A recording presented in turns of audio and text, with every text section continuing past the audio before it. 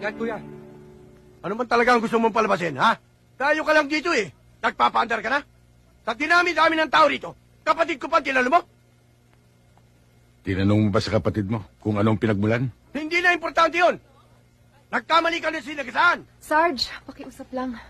Baka pwede nating pag-usapan to na maayos sa loob. Huwag kang makialam dito, Connie, ha? Alam ko ang ginagawa ko. Dapat lang na panagutin ko ang taong ito. Wala akong dapat panagutan.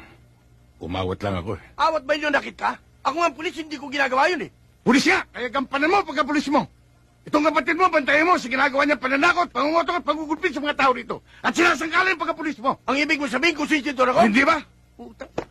Gusto mo itumbak kita rito? Madaling sabihin yan eh.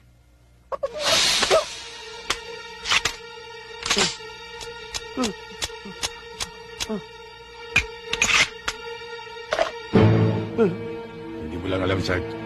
Hindi tayo talo. Oh, bakit hindi mo sinabi agad?